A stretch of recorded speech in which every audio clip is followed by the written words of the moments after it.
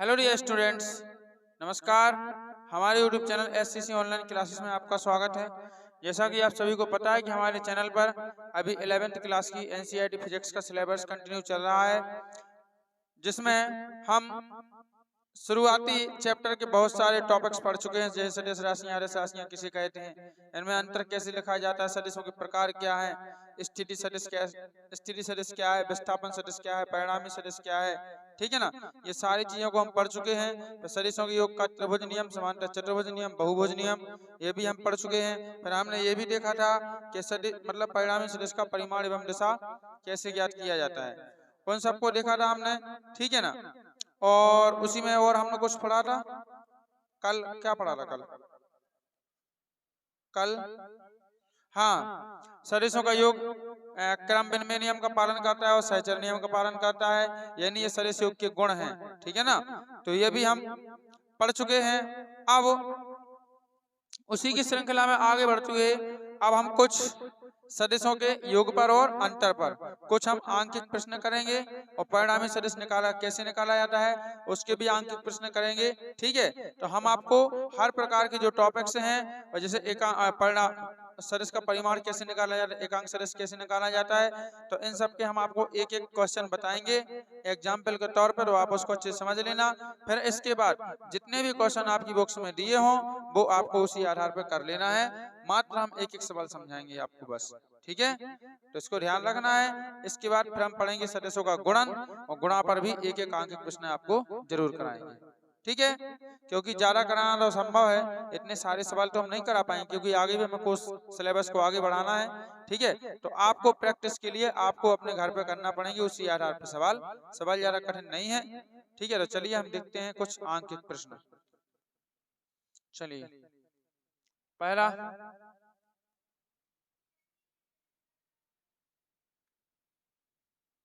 ए vector बराबर, यदि ए vector बराबर का है, तो वही तो कह रहे हैं हम, 3i कैप हाँ माइनस के कैप फिर बी वेक्टर बराबर क्या है, 2i cap minus J cap plus के कैप। हाँ, किस किस के मान ज्ञात करना है, ए वेक्टर का मोड,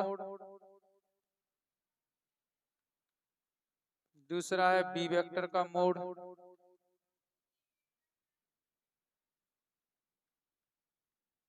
नंबर तीसरा A vector plus B vector का mod. A how B vector का मोड है, और चौथा क्या है,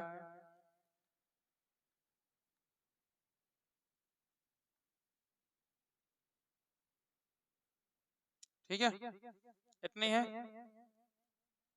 तो इसमें देखिए, ये आपको सवाल दिया गया है, ए बराबर कछु वैल्यू देंगे आपको, एक वेक्टर का मान दिया गया है, इसी प्रकार आपको बी वेक्टर का मान दिया गया है। इसमें फिर 4 क्वेश्चन है, मतलब इसमें 4 भाग, मतलब 4 सवाल हैं, जिसे आपको ए का परिमाण निकालना है, बी का भी परिमाण निकालना है, फिर आपको ए प्लस बी का परिमाण निकालना है, और फिर ए वेक्टर माइनस बी वेक्टर का भी परिमाण निकालना है। मतलब इस क्वेश्चन से आप परिमाण निकालना भी सीखोगे, साथ में 2 सदिशों को या 3 सदिशों को कैसे जोड़ा जाता है उनको जोड़ना भी सीखोगे, और उनको घटाया कैसा जाता है उनको घटाना भी सीखोगे। क्लियर है? तो आपको ध्यान रखना है, काफी इंपोर्टेंट क्वेश्चन है। इस क्वेश्चन में चारों चीजें सीख रहे हैं आप। ठीक है, क्या क्या सीख रहे हैं, परिमाण निकालना, सॉरी 3 चीज सीख रहे हैं, परिमाण निकालना, दोनों को जोड़ना और दोनों को घटाना, इतनी चीजें आप सीख रहे हैं। इस क्वेश्चन को ध्यान से देखें, इसके बाद इसी प्रकार से और भी क्वेश्चन आपको दिए जाएंगे, तो वो आपको करना है। ठीक है, चलिए हम देखते हैं ये तो हमारा सवाल है और सवाल में जो दिया है वो हमने लिख लिया है। ठीक है, सवाल में जो दिया है वो हमने लिख लिया है। क्या दिया है आपको? ए वेक्टर बराबर 3i cap plus J cap minus K cap. इसी प्रकार बी वेक्टर बराबर minus 2i cap plus minus J cap और प्लस कितना दिया गया है? के कैप। यदि ए वेक्टर बराबर इतना, बी वेक्टर बराबर इतना हो तो निम्न के मान ज्ञात कीजिए। किस किस के मान आपको ज्ञात करना है? देखिए, नंबर 1 ए वेक्टर, नंबर 2 बी वेक्टर निकालना, फिर नंबर 3 ए वेक्टर प्लस बी वेक्टर का परिमाण निकालना और नंबर 4 ए वेक्टर माइनस बी वेक्टर का परिमाण निकालना है। बहुत ही सिंपल सवाल है। तब अब देखो हम क्या करेंगे, तब लगा के पहले नंबर 1 डालेंगे, पहला सॉल्व करेंगे ए वेक्टर का परिमाण। तो यहां लिखेंगे हम तब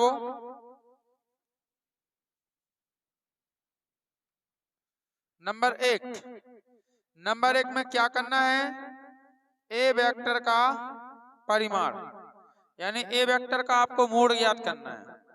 अब मोड ज्ञात करने के लिए याद करो वो दिन जहां आपको स्थिति सदिश और विस्थापन सदिश पढ़ा रहे थे, तब हमने उसी में जो स्थिति सदिश आर वेक्टर, जो विस्थापन सदिश डेल्टा आर वेक्टर आया था, हमने उसका परिमाण भी निकाला था और साथ में हमने दिशा भी निकाली थी। तब हमने बताया था कि यदि किसी भी वेक्टर का आपको परिमाण ज्ञात करना है तो उनके गुणांकों का वर्ग कर दो, उनको जोड़ दो और पूरे पे क्या लगा दो? रूट का चिन्ह लगा दो, बस वही उसका परिमाण होता है। अब जरूरी नहीं है आपको कोई भी सवाल में एक वेक्टर दे देगा। जैसे मान लो उसने कहा कि कोई सदिश ए वेक्टर बराबर इतना इतना इतना है, तो बताइए इसका परिमाण कैसे ज्ञात करोगे? ठीक है ना? तो परिमाण ज्ञात करने को कुछ नहीं है, आपको सिर्फ क्या करना है, उनके जो गुणांक हैं आई जे के उन गुणांकों का वर्ग करके उनको जोड़ देना है और उस पर रूट का चिन्ह लगा देना है। कैसे? आइए हम देखते हैं। हमें किसका निकालना है परिमाण? केवल ए वेक्टर का। तो हम ए वेक्टर को देखेंगे और किसी को नहीं देखेंगे। ठीक है ना? ए वेक्टर का परिमाण मोड निकालना है तो ए वेक्टर को देखेंगे। क्या है ए वेक्टर हमारे पास? 3i cap plus J cap और माइनस कितना है? के कैप। अब हमें आप ये बताइए कि आई जे के क्या है? आई कैप कॉमा जे कैप कॉमा के कैप क्रमशः एक्स अक्ष, वाई अक्ष और जेड अक्ष की दिशा में एकांक सदिश। क्या है? एक्स वाई जेड अक्ष की दिशा में एकांक सदिश है। अगर आई कैप की बात की जाए तो आई कैप क्या है? एक्स अक्ष की दिशा में एकांक सदिश है क्या नहीं? जे कैप क्या है? वाई अक्ष की दिशा में एकांक सदिश है। और जेड कैप क्या है? सॉरी, के कैप क्या है? जेड अक्ष की दिशा में एकांक सदिश है। और आपको पता है एकांक सदिश कहते किसे हैं? जिसका परिमाण 1 हो। इसलिए हमें परिमाण निकालना है तो आई जे के का परिमाण तो 1 होता है, तो आई जे के हम नहीं लिखते हैं, सिर्फ उनके गुणांक बस लिखते हैं। तो आप बताइए यहाँ आई का गुणांक कितना है? 3 है। इसी प्रकार जे का गुणांक क्या है? प्लस का 1, कुछ नहीं है तो। और के का गुणांक क्या है? माइनस का 1। बस अब गुणांक तो में सबके पता ही है, तो हम क्या करेंगे, यहाँ लिखेंगे ए वेक्टर और ए वेक्टर का परिमाण बराबर पहले क्या लिखेंगे? 3 का स्क्वायर, फिर प्लस 1 का स्क्वायर और फिर प्लस माइनस 1 का स्क्वायर और पूरे पे क्या लगा देंगे? रूट का चिन्ह।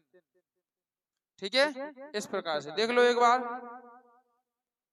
3 का स्क्वायर प्लस 1 का स्क्वायर और प्लस माइनस 1 का स्क्वायर। ठीक है, आगे देखो बराबर क्या निकलेगा? 3 का वर्ग कितना होता है? 9 होता है, प्लस 1 का वर्ग 1 ही होता है और प्लस माइनस 1 का वर्ग भी कितना होता है? 1 होता है। बराबर अब इन सबको जोड़ो, 9 1 10 और 10 1 कितना होगा? 11। तो रूट, हाँ बोलो बोलो बोलो, रूट में कितना आ जाएगा? 11। अब आपको पता है रूट 11 का कोई वर्गमूल नहीं होता है, तो बस इतना ही क्या हो जाएगा? पहले का आंसर हो जाएगा। बताइए क्या कठिन है कुछ कठिन? आप देखेंगे हम इसका सेकंड नंबर का सवाल। सेकंड नंबर में क्या कह रहा है वो? बी वेक्टर का मोड बराबर, सिर्फ उसने क्या मांगा है? बी वेक्टर का मोड मांगा है। तो अभी आलम ने क्या बोला आपसे कि जिसका मोड मांगे उसके गुणांकों का वर्ग कर दो, जोड़ दो, रूट लगा दो। ठीक है, तो पहले हम बी के गुणांक देखेंगे। बी कहाँ है? ये हमारा बी के गुणांक देखेंगे तो बताइए आई कैप का गुणांक कितना है? -2। जे का गुणांक, जे कैप का गुणांक कितना है? -1 और के कैप का गुणांक क्या है प्लस। बताइए कोई दिक्कत है? तो हम यहाँ पे क्या करेंगे, बी वेक्टर बराबर -2 का वर्ग प्लस -1 का वर्ग और प्लस फिर एंड में कहा दो प्लस के हो, यानी +1 का वर्ग। इन सभी पे हम क्या कर लेंगे, रूट का चिन्ह लगा लेंगे। देखो ऐसा समझ में आ रहा? अब बराबर आप क्या करोगे, बता -2 का वर्ग क्या होता है 4 प्लस 1 का वर्ग -1 का वर्ग 1 ही और प्लस फिर से 1 का वर्ग 1 ही। ठीक है, तो बराबर कितना आएगा 4 और 1 5 और एक कितना आ जाएगा रूट में 6। रूट में 6 आ गया। अब बताइए रूट 6 का कोई वर्गमूल तो होता नहीं है रूट 6 का, तो बस उतना का उतना रहेगा। जो निकल आया आपका बी वेक्टर का परिमाण। तो बताइए बच्चों, क्या आप परिमाण निकालना सीख गए हो? सीख गए कि नहीं परिमाण निकालना? अब आपको सवाल करना होगा, बुक्स में से देखना है आपको और बहुत सारे सवाल करना होगा, प्रैक्टिस करना पड़ेगा। Practice make perfect. जितनी ज्यादा प्रैक्टिस करोगे उतने ही ज्यादा आपको सवाल रट जाएंगे। ठीक है ना? तो प्रैक्टिस कीजिए, इस प्रकार से परिमाण निकाले जाते हैं। तो इसके हमारे 2 पार्ट क्या हुए, खत्म हो गए। अब चलेंगे हम इसी का तीसरा पार्ट देखेंगे। तीसरा पार्ट में क्या बोल रहे वो, a प्लस बी का मोड। तो हम डायरेक्ट तो मोड निकाल नहीं सकते हैं, पहले हमें a प्लस बी निकालना होगा। क्या निकालना होगा, a vector plus b vector. और जब उसका मान निकाल आएगा फिर बाद में हम उसका क्या निकालेंगे, मोड निकालेंगे। ठीक है ना? तो चलिए हम देखते हैं, यहां से करें इस साइड से।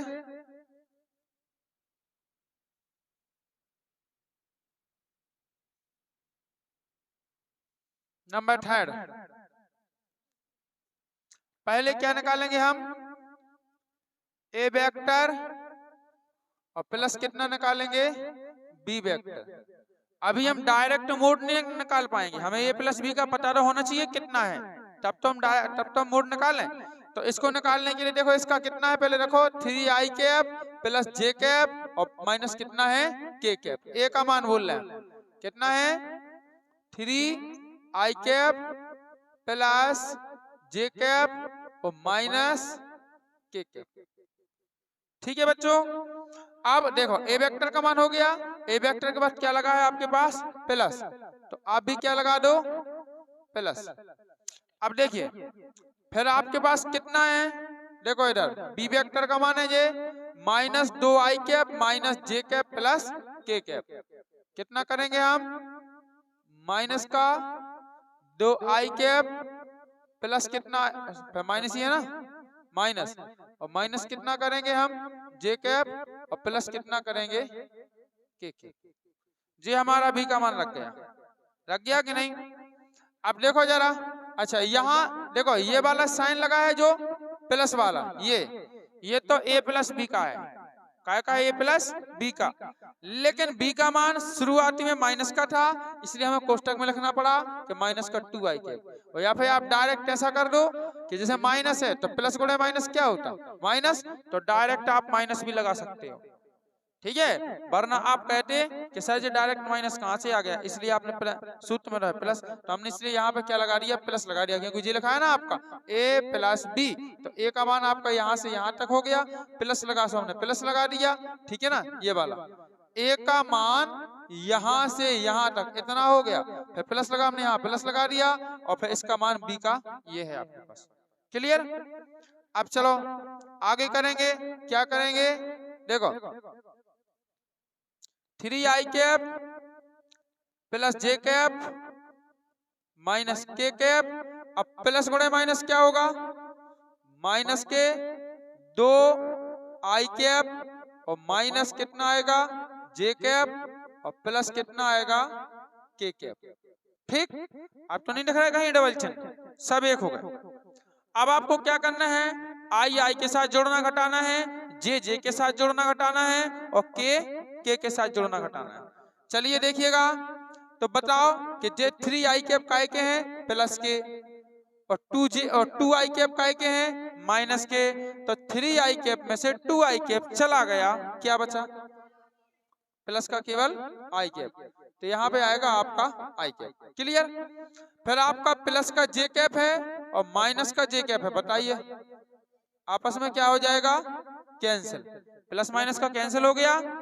अब देखिए आगे क्या बचा है आपके पास, माइनस का के कैप बचा है और प्लस का के कैप, ये भी क्या हो जाएगा? कैंसिल। अगर कुछ मतलब अगर कुछ बचता तो हम वो लिखते, नहीं बच रहा है तो जो कट गया तो काट दो। हाँ, अकेला कितना बचा आपके पास? केवल आई कैप। आई कैप बचा है, कोई बात नहीं। अब इसका क्या निकालना है? क्या निकालना था? परिमाण। दूसरे नंबर पे वही था ना, तीसरे नंबर पे ए प्लस बी का परिमाण, ए वेक्टर प्लस बी वेक्टर का मोड है ना। तो यहाँ अब लिखो, क्या लिखेंगे? ए वेक्टर प्लस बी वेक्टर का मोड, ठीक है, इक्वल। अब इसका मोड बचा है तो हमारे पास तो ए प्लस बी आया, क्या है? केवल आई, और आई का गुणांक कितना है? 1, तो यहाँ कर देंगे बराबर 1 का वर्ग, 1 का स्क्वायर, क्या कर देंगे? 1 का स्क्वायर बराबर 1 का स्क्वायर कितना होता है? अंडर रूट में 1 ही, और रूट 1 का वर्गमूल कितना होता? 1। लो जी आ गया आंसर, ठीक है। तो क्या आ गया जी? हमारा आंसर आ गया 1। बताइए क्या समझ में आई? आया सबको समझ में कि नहीं? यानी कहने का मतलब है कि हमने पहले क्या निकाला? ए प्लस बी, तो अब इससे आपको ए प्लस बी निकालना भी आ गया होगा, चाहे 3 सदस्य हो, चाहे 4 सदस्य हो, चाहे 10 सदस्य हो। सीधी बात है, आई को जोड़ो घटाओ, जे को जोड़ो घटाओ, और के को बस ऐसी कर दे। एक्स वाई जेड जोड़ना सीखा आपने बीजे व्यंजक, तो जैसा बीजे व्यंजक जोड़ते घटाते ऐसे तो ये करना पड़ता है बस। वहां पे गुणांक एक्स वाई रहते, जैसे आप एक्स में एक्स को जोड़ते, वाई में वाई को, जेड में जेड को, और यहाँ पे आई जे के है, आई में आई को जोड़ो, जे में जे को, के में के को। क्लियर? अब देखिए, अब देखते हैं इसका हम चौथा पार्ट। चौथा क्या है हमारे पास? ए वेक्टर माइनस बी वेक्टर का मोड। क्या है बेटा? ए वेक्टर प्लस बी वेक्टर का मोड। इसमें थोड़ी सावधानी रखना, कठिन तो नहीं है लेकिन थोड़ी सावधानी रखना। हम लिखेंगे पहले मोड निकालेंगे हैं, ओह सॉरी, पहले क्या निकालेंगे? ए माइनस बी, ए वेक्टर माइनस बी वेक्टर।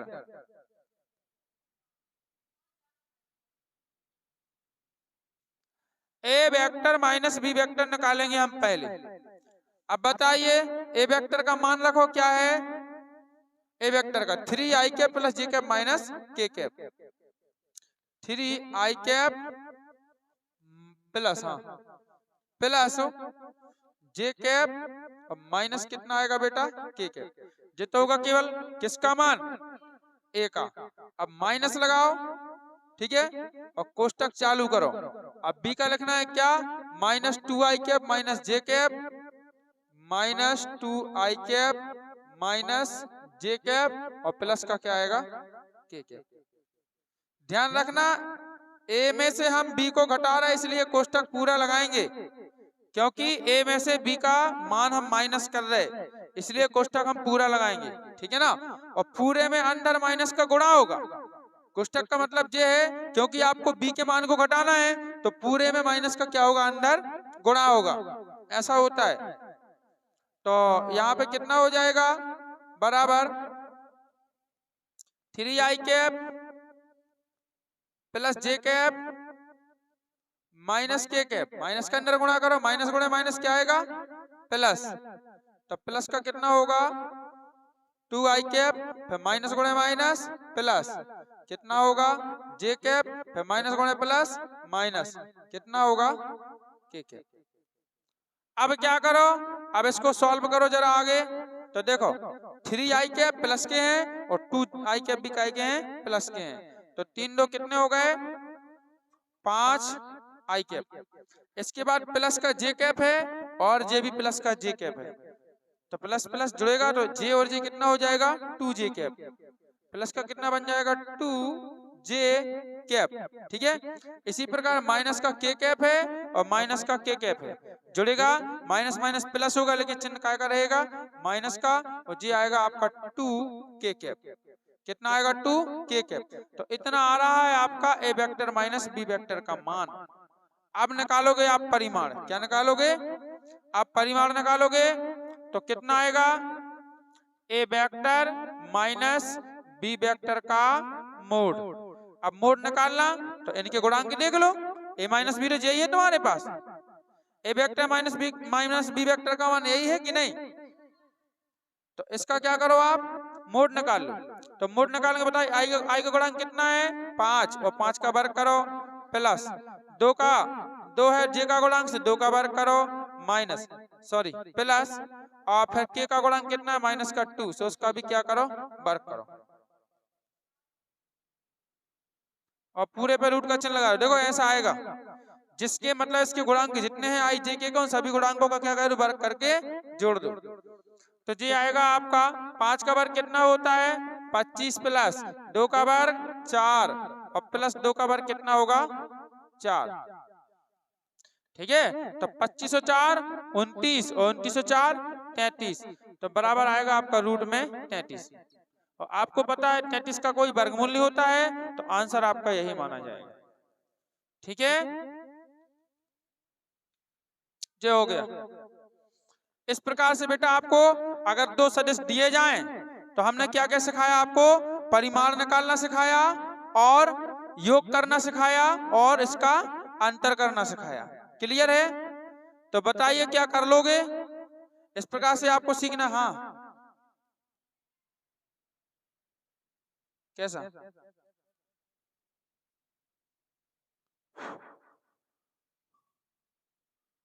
एते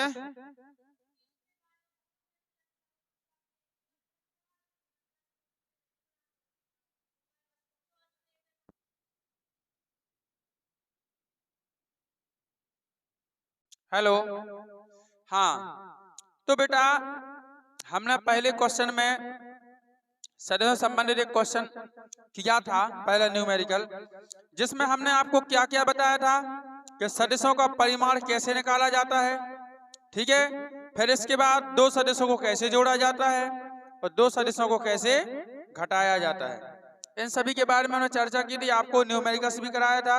अब उसी के आधार पर आपको बुक्स में से और सवाल भी देखना है, और आपको देख के न्यूमेरिकल हल कर लेना है। अब चलिए आंतरिक प्रश्नों में हम दूसरा क्वेश्चन लेके चलते हैं कि यदि ए वेक्टर बराबर 2i cap minus J cap और प्लस कितना है 3k कैप। ठीक है, अभी आपको सवाल दिया गया है, अब क्या करना है, इसका एकांक सदिश ज्ञात करना है। तो इस क्वेश्चन के माध्यम से हम देखेंगे कि एकांक सदिश कैसे ज्ञात किया जाता है। ठीक है ना, एकांक सदिश ज्ञात करना है। तो चलिए एकांक सदिश कैसे ज्ञात करेंगे। ठीक है, तो यह सवाल हमने आधा लिखा है, आपको पूरा लिख लेना है कि यदि ए वेक्टर बराबर 2i cap minus J cap plus 3k cap, ठीक है, का एकांक सदिश ज्ञात कीजिए।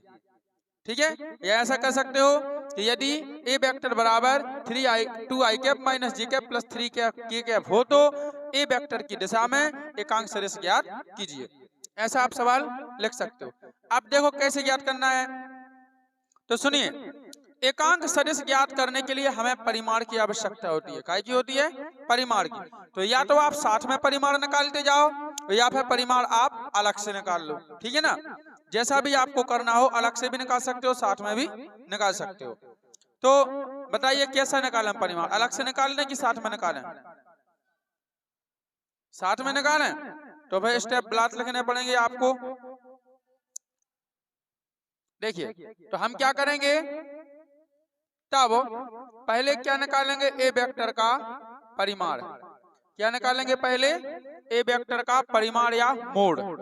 अब ए वेक्टर का मोड कैसे निकालना है वो तो आप जानते हो, यहां देख लो पहले आई कैप का गुणांक कितना है, जे कैप का गुणांक कितना है,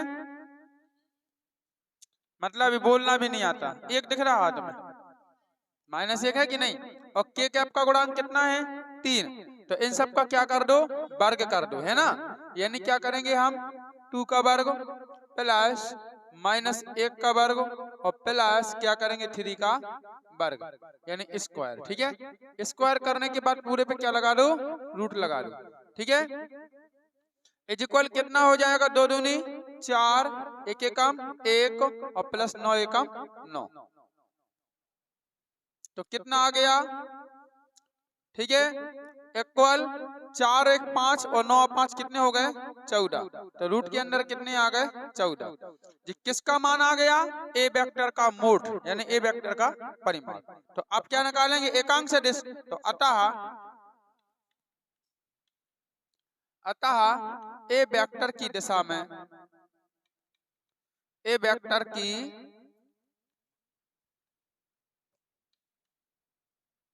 दिशा में एकांक सदिश। तो ए वेक्टर की दिशा में एकांक सदिश क्या होगा बेटा, एकांक सदिश ज्ञात करने के लिए हम क्या करते हैं पता है आपको, ए पे क्या लगाते हैं कैप, ए पे क्या लगाते हैं कैप, कैप का मतलब होता है एकांक सदिश, है ना। तो ए कैप बराबर कितना होगा, तो हमने उस दिन आपको फॉर्मूला बताया था, क्या बताया था, ए वेक्टर बटे ए वेक्टर का मोड, यही फॉर्मूला बताया था ना। ए वेक्टर का मान तुम्हारे पास ऊपर दिया गया है, ए वेक्टर का मोड ये निकाल लिया है, रख दो मान।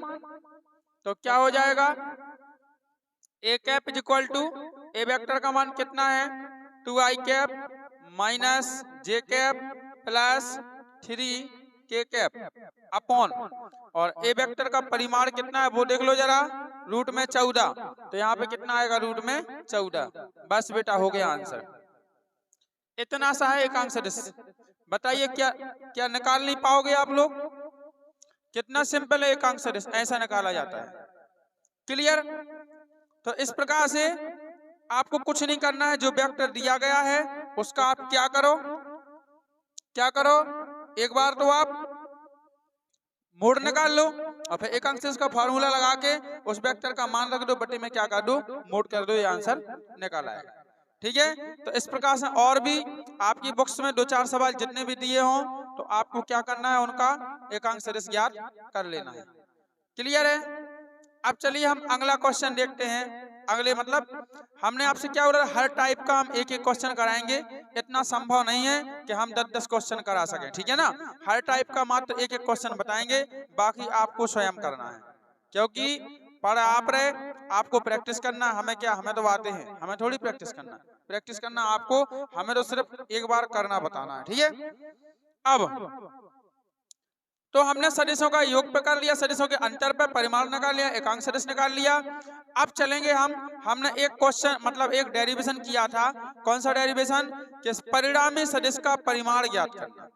और याद होगा आपको कि परिणामी सदिश का परिमाण हमने कैसे निकाला था, r is equal to under root of A square plus B square plus 2ab cos theta, यही निकाला था ना। और दिशा कैसे निकाली थी, दिशा निकाली थी हमने tan alpha equal b cos theta upon, नहीं सॉरी b sin थीटा था ना ऊपर, है ना, b sin theta upon a plus b cos theta, ये हमने सूत्र निकाला, इस पर कुछ कंडीशन लगाई थी, तो ये डेरिवेशन किया था। अब इसके आधार पे भी हम एक न्यूमेरिकल करेंगे जरूर कि कैसे किया जाता है। चलो बोलिए एक न्यूमेरिकल, अपने पास 2 है, 2 में से कोई एक बोल लो। एक काम करो 90 डिग्री वाला, ठीक है, पहले आप 60 डिग्री वाला बोलो।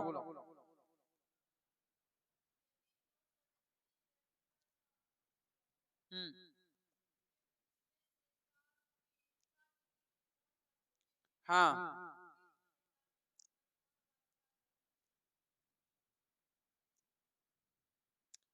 मान कितने हैं उनके,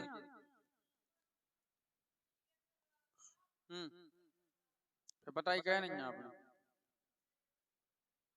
हाँ, वे कह रहे हैं कि यदि पी वेक्टर व क्यू वेक्टर एक दूसरे से 60 डिग्री के कोण पर झुके हैं, यदि पी वेक्टर व क्यू वेक्टर एक दूसरे से कितने डिग्री पर झुके हैं बेटा, 60 डिग्री पर झुके हुए हैं, ठीक है ना। और यदि पी वेक्टर का मान कितना हो, कितना है 4 का, कछु लिखो नहीं। हाँ, यदि पी वेक्टर का मान कितना है 4 है और क्यू वेक्टर का मान कितना है 3 है, ठीक है। तो आपको क्या करना है, परिणामी सदिश का परिमाण ज्ञात करना है। चलिए देखिए,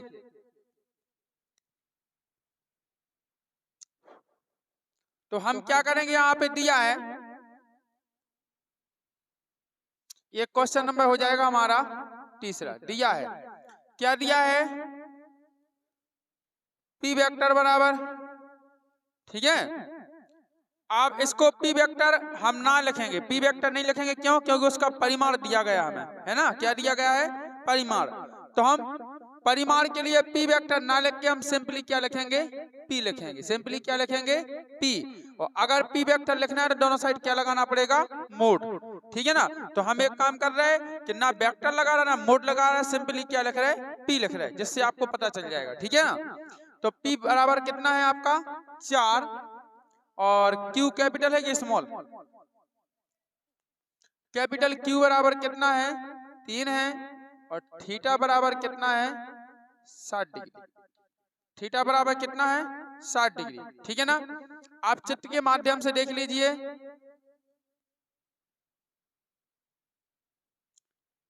वन मिनट सॉरी, यहाँ पे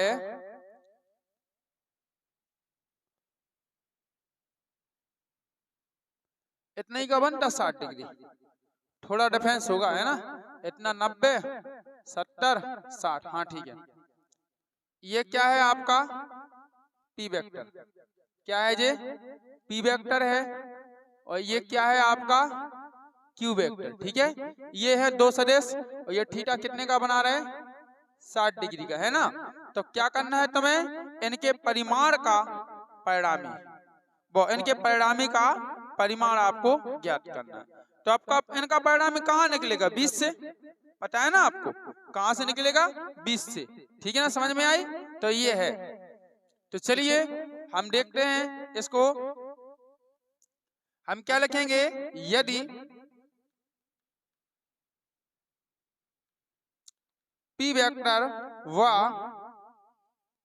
क्यू वेक्टर का परिणामी, ठीक है, यदि पी वेक्टर व क्यू वेक्टर का परिणामी आर वेक्टर हो, आर वेक्टर हो, तो परिणामी क्या मान रहे हैं हम, आर वेक्टर। यदि पी वेक्टर व क्यू वेक्टर का परिणामी आर वेक्टर हो तो, हाँ बेटा हम वही तो आपको बता रहे थे, क्योंकि वो परिमाण दिया गया है, क्या दिया गया है, परिमाण, इसलिए नहीं लगाया, ठीक है। तो क्या लिखेंगे, यदि पी वेक्टर व क्यू वेक्टर का परिमाण आर वेक्टर हो, अरे यार, पी वेक्टर व क्यू वेक्टर का परिणामी कितना हो, आर वेक्टर हो, तो आर वेक्टर का परिमाण, ठीक है। अब परिमाण के लिए आपने सूत्र पढ़ा है, फॉर्मूला पढ़ा है ना, तो यही लगा दो, अरे हाँ, आर बराबर कितना होगा, अंडर रूट ऑफ, क्या बताएं आपको, ये जो दिमाग है ना, अपने पास तो पी क्यू है ना, तो ए क्यों लिखेंगे, क्या लिखेंगे, P square plus Q square plus 2 P Q, क्या होता, कॉस थीटा होता कि साइन, कॉस थीटा, ठीक, यही है परिणामी का परिमाण। कुछ नहीं किया हमने, ए के स्थान पे क्या लिख दिया पी, बी के स्थान पे क्या लिख दिया क्यू, कॉस ज्यों का त्यों है, और वहां पे स्मॉल आर वेक्टर था परिणामी, यहाँ पे क्या लिख दिया कैपिटल आर, वहां स्मॉल आर था ना परिणामी, यहाँ कैपिटल आर लिख दिया, क्यों, क्योंकि आपको वेक्टर के जो मान है आपको वो काय में दिए गए हैं, परिमाण कैपिटल पी और कैपिटल क्यू। तो पी और क्यू का परिणाम हमने कैपिटल आर मान लिया, कैपिटल है, तो अगर स्मॉल पी क्यू देते तो उनका परिणाम हमें स्मॉल आर मान लेते, ठीक है।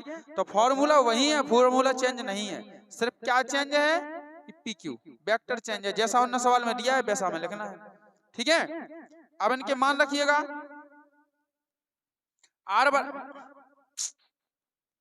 आर इज इक्वल टू, बताइए पी का मान कितना है 4 और क्यू का मान 3, तो 4 का स्क्वायर प्लस 3 का स्क्वायर, है ना, और प्लस 2 पी क्यू है, सो 2 गुणे 4 गुणे 3, और कॉस कितने डिग्री है,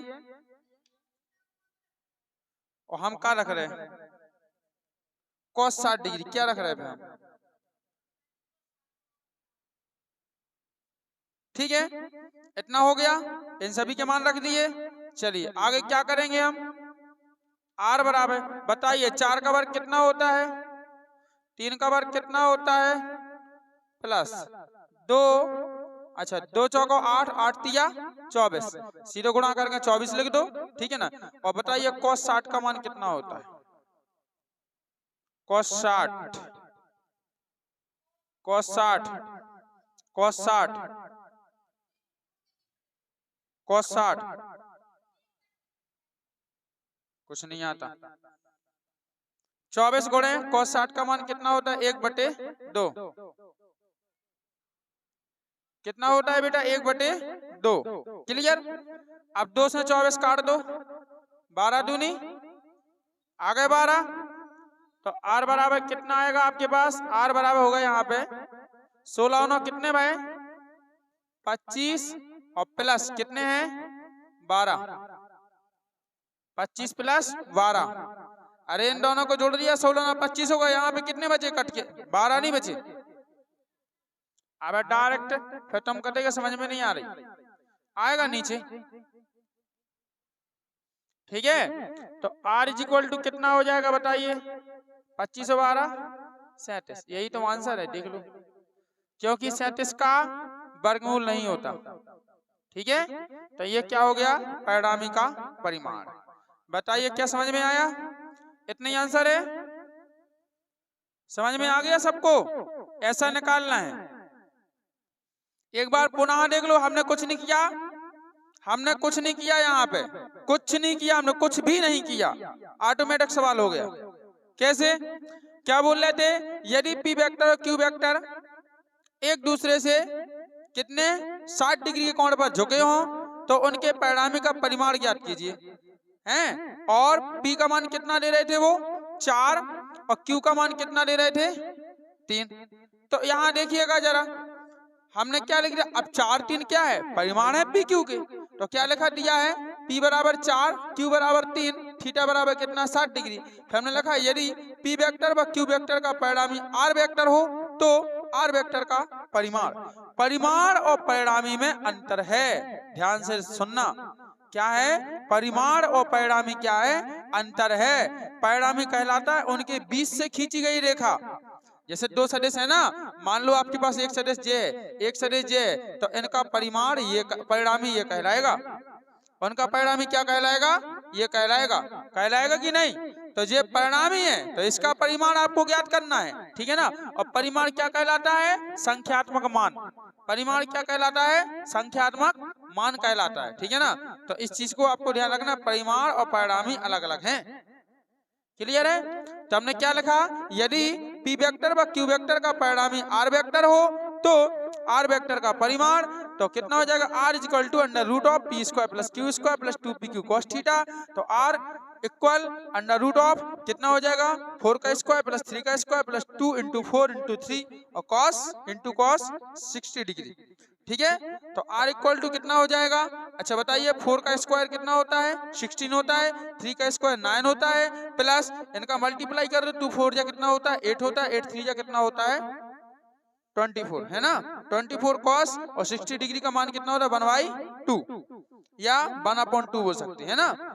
अब इतना होने के बाद देखो 2 से ये 24 है, ये डिवाइड हो रहा है तो कितना 12 आ जाएगा यहाँ पे, ठीक है ना। इन दोनों को ऐड कर दो तो 16 और 9 कितना हो जाएगा 25 हो जाएगा, प्लस ये कैंसिल हो गया तो यहाँ पे 12 बचेगा। और इन दोनों का क्या करो आप फिर से ऐड कर, फिर से मतलब क्या कर दो जोड़ कर दो या ऐड कर दो इन दोनों को, तो कितना आएगा R equal to under root of 37, ठीक है। इतना आंसर होगा। बताइए क्या प्रॉब्लम है इसमें। अब बची दिशा, दिशा ज्ञात करें ले रहे, क्लियर है। तो चलिए हम दिशा ज्ञात करेंगे, हमें मिटाने के लिए बुक रेड कपड़ा, हाँ चलो इससे मिटाएंगे।